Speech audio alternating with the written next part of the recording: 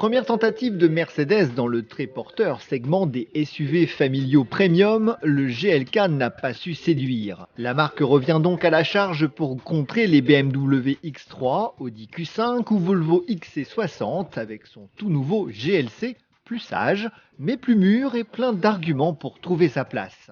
Et dès le premier coup d'œil, ces lignes douces se démarquent des angles du baroudeur GLK.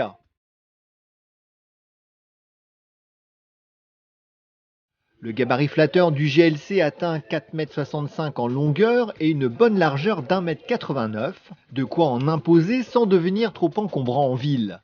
Voici un modèle agréable à l'œil, mais que l'on ne remarquera pas de loin en le voyant pour la première fois sur la route.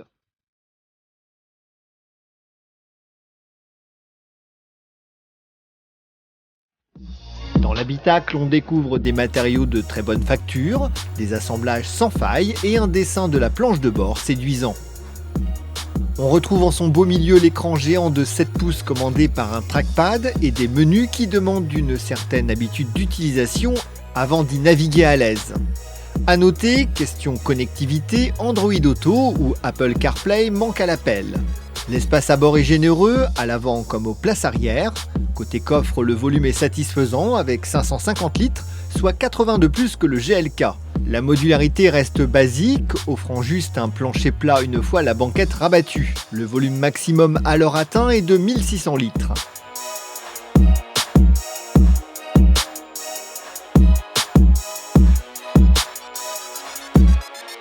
Bénéficiant de la plateforme de la classe C, le nouveau SUV est porté vers un comportement plutôt routier, ce qui ne lui retire pas pour autant de réelles capacités en tout terrain. D'autant qu'il n'est livré qu'en transmission intégrale Formatic, et malgré ses quelques 1800 kg, le GLC ne se montre pas trop pâteau en conduite dynamique.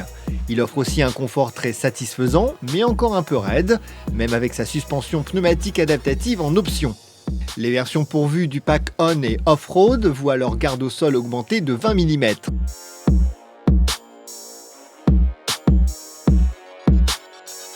Au volant, la voiture a le mérite de ne pas trop gommer les sensations de conduite.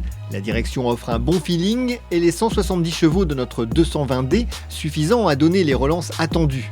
Il faut dire que la remarquable boîte automatique 9 G-Tronic se montre très rapide et réactive, bien soutenue par un couple généreux de 400 Nm. Résultat, 8 secondes 3 de 0 à 100 km/h et une vitesse maximum de 210 km/h, des performances très satisfaisantes pour ce moteur d'entrée de gamme. Question consommation en cycle mixte normalisé, les 5 litres annoncés permettent d'obtenir 129 g de CO2 par kilomètre, une valeur qui lui permet d'échapper de justesse à tout malus. Notons que l'an prochain, une version hybride rechargeable verra le jour, forte de 320 chevaux et d'une autonomie de 34 kg en 100% électrique. Avec un ticket d'entrée à 44 000 €, la Mercedes fait bien sûr payer son étoile, mais pour autant l'équipement est loin d'y être complet.